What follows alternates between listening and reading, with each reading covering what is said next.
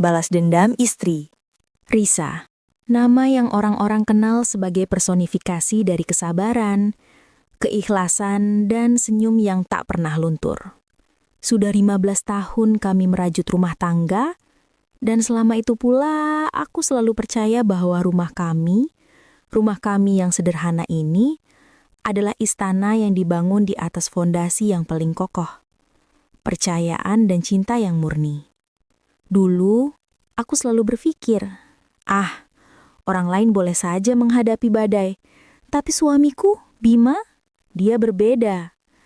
Dia adalah pria yang selalu pulang tepat waktu, yang tak pernah lupa mencium keningku sebelum bekerja dan yang selalu bangga memamerkan foto anak-anak kami, Arif dan Kirana, di dompetnya. Bima bagiku bukan sekedar suami, tapi jangkar. Jangkar yang membuatku merasa aman, bahkan ketika hidup di luar sana terasa seperti ombak raksasa. Ingat sekali aku, kata-kata seorang tetangga saat kami baru menikah. Risa, sabarmu itu emas. Bima beruntung dapat kamu. Aku hanya tersenyum kala itu. Tidak ada yang spesial, pikirku. Menjadi istri yang baik, menjadi ibu yang selalu ada, bukankah itu memang tugas yang mulia? Aku mencintai rutinitas kami. Menyiapkan sarapan, mengurus seragam sekolah, menunggu Bima pulang dengan aroma tubuh yang khas, perpaduan sabun dan keringat lelah karena bekerja. Dua anak kami, Arif yang kini duduk di bangku SMP, dan Kirana yang masih SD adalah segalanya. Mereka adalah alasan mengapa rumah ini selalu ramai, selalu penuh suara tawa dan terkadang teriakan kecil karena berebut mainan. Bima adalah ayah yang baik, sangat baik. Dia sabar mengajari Arif matematika dan dengan telaten menyisir rambut Kirana setiap pagi. Tapi entah sejak kapan, kebiasaan-kebiasaan kecil mulai bergeser. Awalnya itu hanya soal kepulangan yang sedikit terlambat. Bima bilang pekerjaannya sedang menumpuk. Aku percaya. Lalu telepon genggamnya. Dulu ponselnya selalu tergeletak bebas di meja. Kini ia selalu mendekapnya bahkan saat tidur. Dia mulai sering menerima panggilan yang cepat-cepat ia tolak atau dijawab dengan bisikan di balkon. Pernah suatu malam saat kami sedang menonton sinetron di televisi, aku iseng menyenggol lengannya. Ayah, lihat tuh, kasihan kan istrinya selingkuh, suaminya malah asyik setting, kataku sambil tertawa kecil. Bima hanya tersenyum kaku, tapi matanya tak tertawa. Dia malah salah tingkah dan tiba-tiba bilang, "Aku haus, mau ambil minum dulu." Padahal di tangannya masih ada gelas teh yang baru setengah diminum. Lucu memang, tapi entah kenapa saat itu aku merasa ada sesuatu yang aneh, seperti ada balon yang baru ditiup, dan aku takut dia meletus. Aku mencoba mengabaikannya. Mungkin aku hanya terlalu banyak menonton drama, pikirku. Aku menyibukkan diri, sampai akhirnya di suatu sore yang basah karena hujan, aku diminta mengambil berkas kantor Bima yang tertinggal di mobilnya. Saat tanganku meraba-raba tas kerjanya, bukan berkas yang kutemukan. Aku menemukan selembar struk. Struk dari toko perhiasan mahal, dengan tanggal pembelian 2 minggu lalu. Bukan cincin yang kubelikan untukku, bukan anting untuk Kirana. Ada ukiran inisial di sana, LA.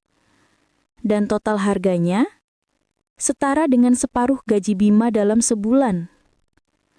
Jantungku langsung mencelos, seperti ada lubang tak berdasar yang tiba-tiba terbuka di dadaku. Di saat itu, di dalam mobil yang dingin, di bawah rintik hujan, aku tahu. 15 tahun kesabaran yang kubanggakan, percayaan yang kujunjung tinggi, telah luluh lantak dalam sekejap mata. Itu bukan lagi soal terlambat pulang atau ponsel yang disembunyikan. Ini soal pengkhianatan yang dibayar mahal. Pengkhianatan yang punya inisial. Aku tak lagi melihat diriku sebagai Risa yang sabar, tapi sebagai wanita bodoh yang rela dipermainkan. Tahukah sahabat, rasa sakit dari pengkhianatan itu unik. Ia bukan hanya melukai, tapi juga merampas. Ia merampas harga dirimu, merampas ingatan indah yang pernah kau yakini tulus, dan yang paling parah, ia merampas harapan akan masa depan yang damai. Malam itu, aku pulang ke rumah. Aku melihat suamiku yang sedang tertawa bersama anak-anak. Aku melihat rumahku yang hangat. Tapi bagiku semua itu terasa palsu. Di bawah senyum yang kupaksakan, hanya ada satu keputusan yang mulai terbentuk. Seperti kristal yang tajam di hati yang hancur. Jika cinta dibalas dengan pengkhianatan, maka kesabaranku akan kubalas dengan pembalasan. Pembalasan. Itulah satu-satunya kata yang menghantui pikiranku selama berminggu-minggu setelah penemuan struk berhiasan itu. Tidurku tak lagi nyenyak. Setiap malam, aku berbaring di sebelah Bima, mencium aroma aftershave-nya yang dulu kurindukan, tapi kini hanya tercium bau kebohongan. Aku tidak bisa langsung marah, tidak bisa berteriak, karena ada yang jauh lebih besar yang harus kuhancurkan lebih dulu. Risa yang lama. Tahukah kalian sahabat, pengkhianatan itu seperti virus. Ia tidak hanya merusak inang, tapi juga memaksa inang itu berubah drastis untuk bertahan.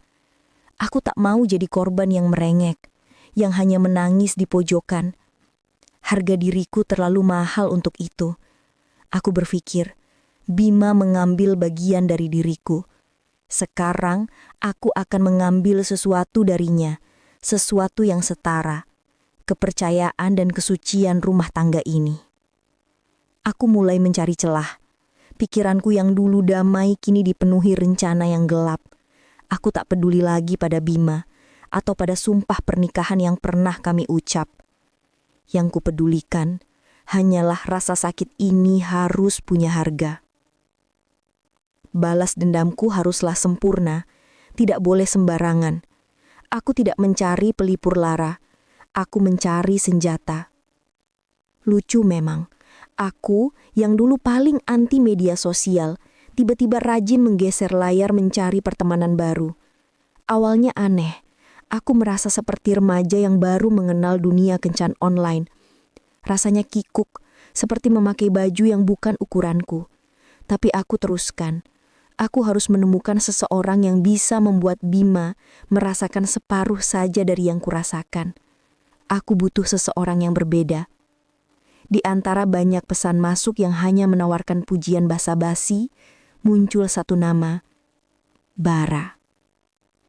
Bara bukanlah pria yang sempurna. Ia tidak memakai jas mahal seperti Bima. Ia punya tatapan mata yang tajam, seperti menyimpan banyak rahasia, banyak badai yang pernah ia lewati. Di foto profilnya ia terlihat agak urakan, tapi entah mengapa, aura berbahaya itu justru menarikku. Ia terasa seperti magnet bagi jiwaku yang sedang gelap.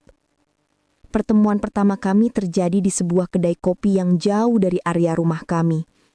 Jantungku berdebar kencang, bukan karena cinta, tapi karena ketakutan dan kegairahan yang baru. Kamu seperti air yang tenang, tapi aku tahu ada badai di bawahnya, kata Bara saat pertama kami berbincang, dengan senyum tipis yang penuh misteri.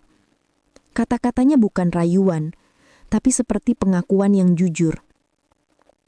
Aku membalasnya, kalau begitu, mari kita lihat, apakah badai itu akan menenggelamkanmu, atau justru membuat perahumu berlayar lebih jauh.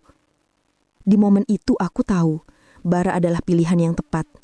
Dia bukan malaikat, dan aku juga sedang tak ingin jadi wanita suci. Kami berdua adalah jiwa-jiwa yang sama-sama tersesat tapi dengan tujuan yang berbeda. Aku ingin membalas. Dia, entahlah, dia hanya terlihat ingin bermain api. Hubunganku dengan Bara berjalan cepat dan intens. Kami bertemu diam-diam, berbagi cerita yang pahit. Bara bercerita tentang masa lalu kelamnya, tentang bisnis yang hancur dan track record yang buruk. Semakin kelam kisahnya, semakin aku merasa terhubung. Dengan Bara, aku bisa menjadi Risa yang berbeda. Risa yang berani, Risa yang tak terikat, Risa yang penuh api. Balas dendam itu manis. Setiap aku pulang ke rumah dan melihat wajah Bima yang terlihat semakin bahagia dan tenang, mungkin karena wanita yang memberinya perhiasan berinisial itu, aku merasakan kepuasan yang dingin. Aku sudah setara. Aku bukan lagi yang dikhianati, tapi yang membalas. Namun, api balas dendam itu mulai membakar rumahku sendiri. Aku jadi sering marah tanpa alasan jelas. Aku jadi sering mengabaikan panggilan Bima. Kami mulai sering bertengkar.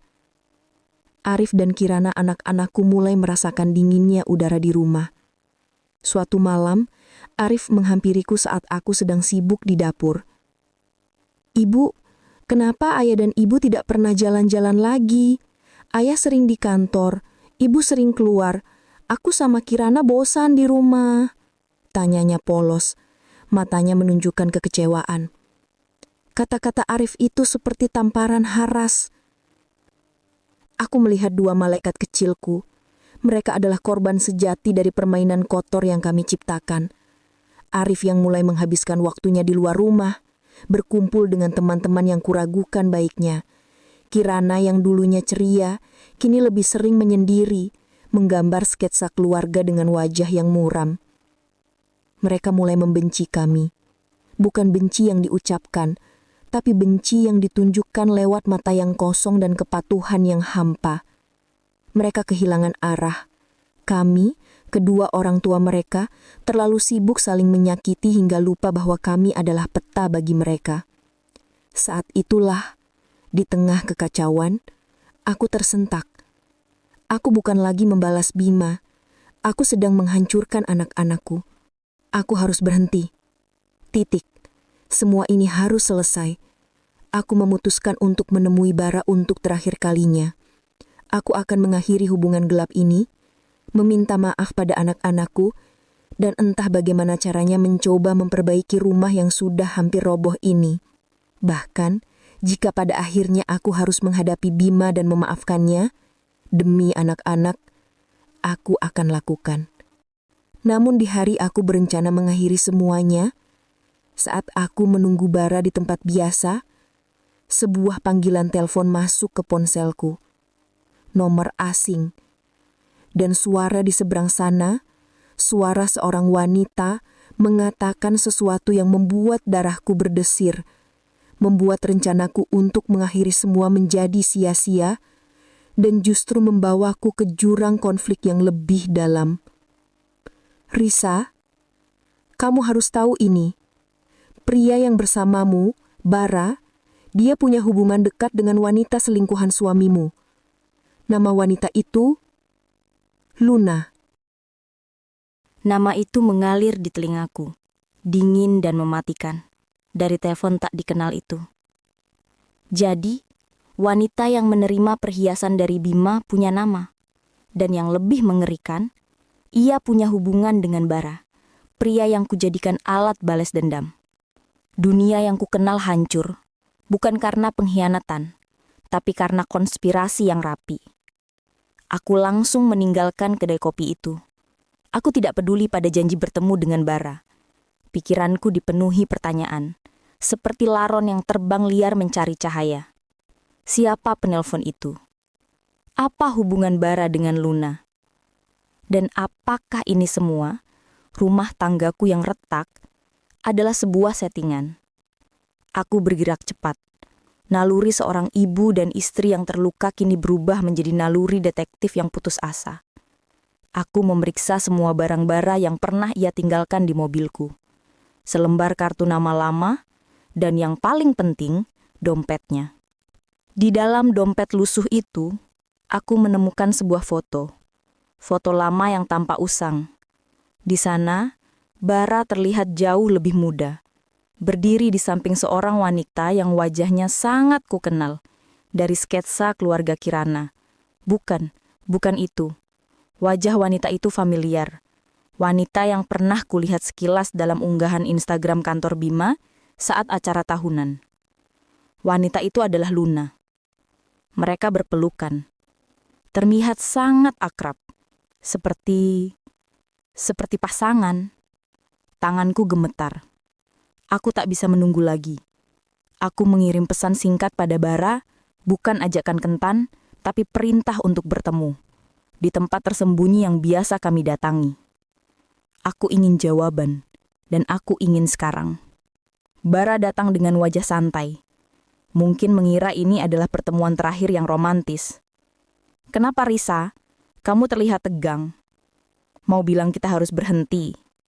Tanyanya, sambil mencoba meraih tanganku. Aku menepisnya keras. Aku melemparkan foto itu ke wajahnya. Jawab aku, Bara. Siapa Luna? Dan kenapa kau punya fotonya? Jangan coba berbohong. Sudah cukup aku dibohongi oleh suamiku.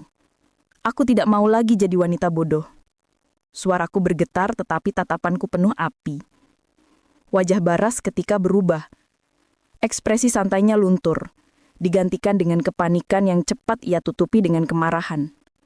Ia menghela napas panjang, seolah berat untuk mengakui. Dia, kakakku Risa, katanya pelan. Kakak yang berselingkuh dengan suamiku. Kakak yang entah bagaimana membuatku jatuh ke pelukan adiknya sendiri. Kami punya masalah keluarga. Aku tidak pernah bermaksud. Kami hanya punya rencana. Rencana yang seharusnya tidak melibatkanmu. Rencana apa? Pikiranku berputar kencang. Aku mendesak Bara tanpa ampun. Akhirnya, Bara menyerah. Ia menceritakan segalanya. Dengan nada pahit dan penuh penyesalan. Bara dan Luna sebenarnya adalah mantan mitra bisnis Bima. Beberapa tahun lalu, Bima dituduh melakukan kecurangan yang menyebabkan bisnis mereka hancur total. Bara dan Luna kehilangan segalanya, termasuk warisan keluarga. Mereka bersumpah untuk membalas dendam pada Bima, yang menurut mereka merenggut masa depan mereka. Luna mendekati suamimu, merayunya, membuat dia jatuh cinta. Dia ingin Bima merasakan kehancuran finansial dan mental. Dan saat kami tahu dia punya istri yang terkenal sangat sabar, itu kamu, Risa. Luna berpikir kehancurannya akan lebih sempurna jika ia juga kehilangan keluarganya. Bara menjeda. Tatapannya kini menyiratkan rasa bersalah yang nyata. Aku ditugaskan untuk menghancurkanmu. Menghancurkan benteng Bima dari dalam. Aku terdiam. Aku merasa seperti tanah yang kupijak tiba-tiba lenyap. Aku bukan pelaku balas dendam. Aku adalah pion. Aku adalah korban yang diprogram untuk menjadi senjata bagi pihak lain. Aku membalas perselingkuhan Bima dengan perselingkuhan. Padahal, perselingkuhanku itu sudah diatur sejak awal oleh selingkuhan suamiku sendiri. Bima adalah target. Tapi kami, aku, Arif dan Kirana, adalah kerusakan tambahan yang direncanakan. Kepalaku sakit, hatiku sakit. Aku melihat kembali semua pertengkaran di rumah. Semua wajah kecewa anak-anakku. Ini bukan lagi soal cinta segitiga.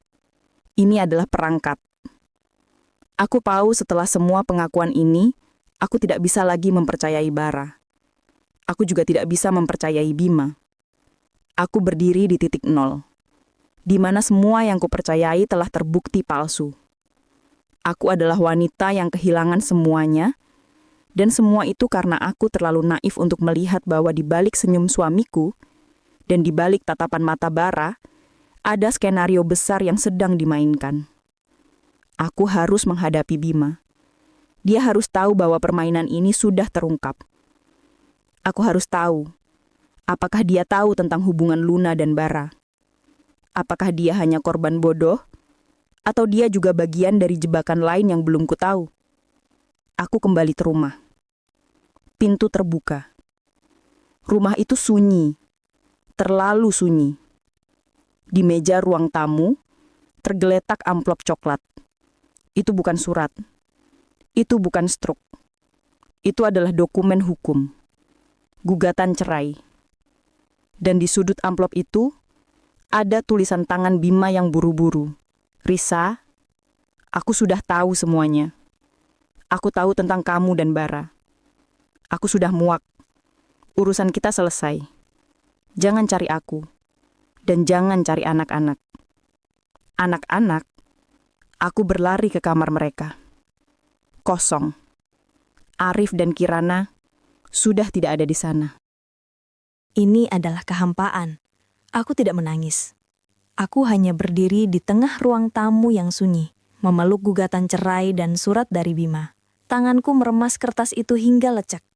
Ia tahu tentang Bara, tapi ia menganggap akulah yang bersalah, yang memulai, padahal akulah yang dimainkan. Aku melihat sekeliling rumah. Dinding-dinding itu seolah menertawakanku. Aku ingat saat aku bersumpah untuk membalas, aku berpikir aku sedang kuat. Ternyata kekuatanku itu rapuh. Karena ia didasari oleh amarah, bukan oleh akal sehat. Aku merenung. Di mana kesalahanku? Aku terlalu fokus pada Bima dan Luna. Terlalu fokus pada Bara, hingga aku lupa bahwa peran terpentingku adalah ibu. Anak-anakku, Arif dan Kirana, pergi karena kesalahan kami berdua. Aku menyadari balas dendam itu bukan solusi. Ia hanya menggandakan penderitaan. Kami berdua, Bima dan aku, telah menjadi monster yang saling melukai. Dan yang jadi korban adalah mereka yang paling tak bersalah. Tahukah kalian sahabat? Pukulan paling telak dalam hidup bukan saat kau dikhianati pasangan, tapi saat kau sadar bahwa luka anakmu adalah hasil karyamu sendiri. Anak-anak butuh rumah, bukan sekadar bangunan, tapi tempat yang damai. Kami gagal memberikan itu. Aku mencari kontak Bima. Tidak ada respon. Nomornya tidak aktif. Aku mencari ke kantornya. Pihak keamanan mengatakan Bima sudah mengambil cuti panjang dan tidak meninggalkan kabar apapun. Ia pergi, membawa harta yang paling berharga. Aku tahu aku harus mencari Bara. Hanya dia yang bisa memberiku petunjuk tentang Luna, dan mungkin, hanya mungkin, petunjuk tentang kemana Bima membawa anak-anak. Aku kembali ke tempat kami terakhir bertemu. Bara masih ada di sana, menunggu. Wajahnya terlihat jauh lebih buruk dariku. Seperti pria yang baru sadar ia melakukan kesalahan fatal. Aku minta maaf, Risa. Aku tidak tahu Bima akan bertindak sejauh ini.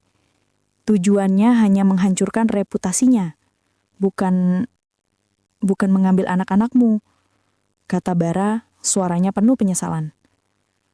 Aku menatapnya dingin. Di mana Luna? Katakan padaku, di mana dia menyembunyikan rencana busuknya. Bara memberiku alamat sebuah apartemen di pinggiran kota. Itu adalah tempat persembunyian Luna. Ia juga memberiku informasi mengejutkan.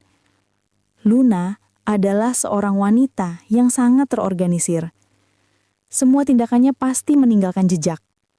Ia mungkin punya salinan dokumen penting atau bukti rencana mereka. Aku mendatangi apartemen Luna sendirian, dipenuhi campuran takut dan amarah. Apartemen itu mewah. Ironisnya, dibiayai oleh uang yang ia yakini dicuri oleh Bima.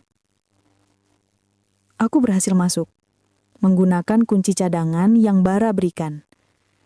Di dalam apartemen itu, aku tidak menemukan Luna, tetapi aku menemukan sesuatu yang lebih berharga, yaitu sebuah flash drive tersembunyi. Saat aku membuka flash drive itu di laptopku, aku menemukan folder-folder yang rapi. Ada foto-foto mesra Bima dan Luna, bukti-bukti perselingkuhan mereka. Ada juga data-data keuangan yang menunjukkan kerugian bisnis Bara dan Luna di masa lalu. Namun ada satu dokumen yang membuatku terkejut hingga tubuhku kaku.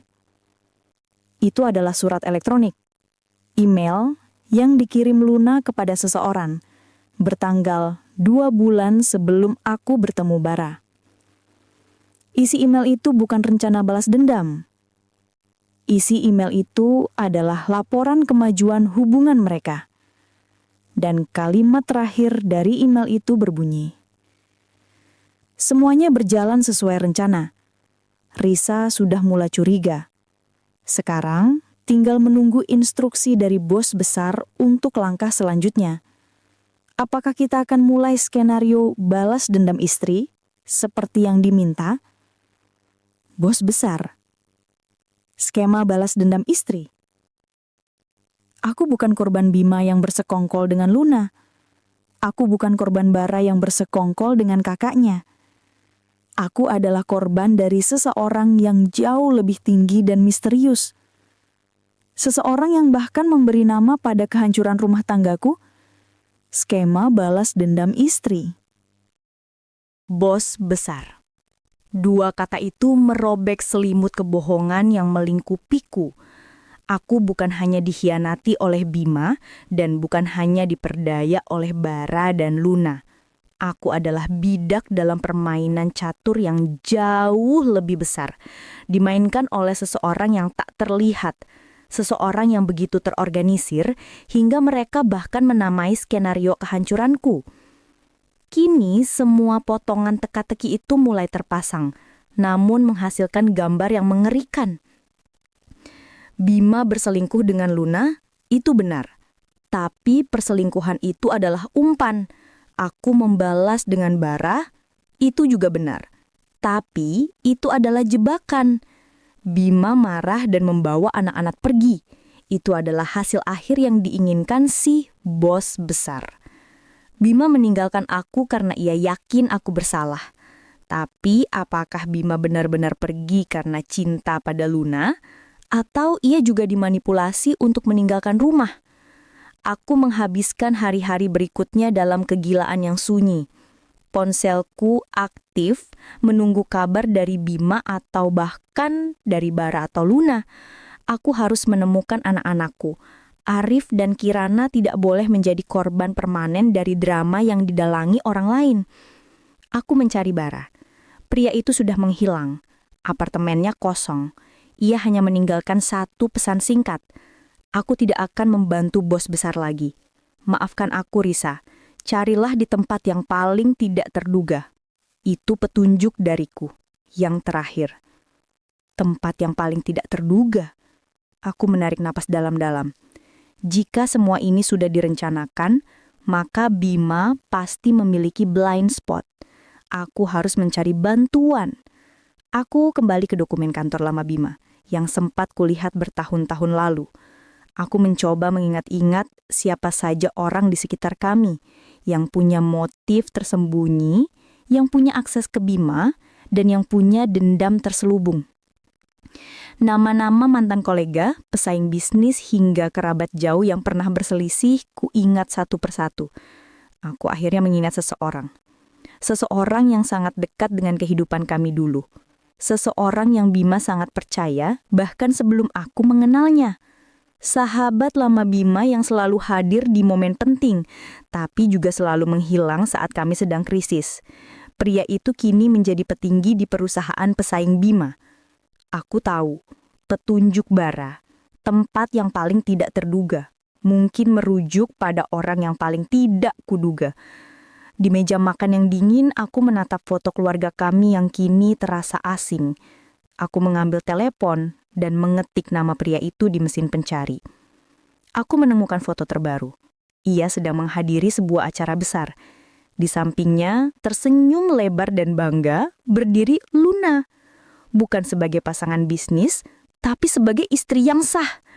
Luna sudah menikah dengan sahabat lama Bima sebelum ia berselingkuh dengan suamiku. Semua ini bukan balas dendam bisnis semata. Ini adalah skema yang diatur oleh mantan sahabat suami dan istrinya untuk menghancurkan segalanya dari dalam. Aku menutup mata, merasakan kepala berdenyut. Rumah tanggaku, suamiku, anak-anakku, bahkan Bara, semuanya adalah alat. Aku meraih telepon, jariku gemetar saat ingin menghubungi Bima. Aku harus memberitahunya bahwa kami berdua adalah korban. Aku harus memberitahunya siapa bos besar itu. Namun belum sempat aku menekan tombol panggil, sebuah pesan masuk dari nomor asing. Lagi-lagi hanya 2 kata, "Selamat bermain." Layar teleponku kemudian mati total. Aku ditinggalkan sendirian di rumah yang hancur dengan pertanyaan yang menggantung di udara, dingin dan mencekam.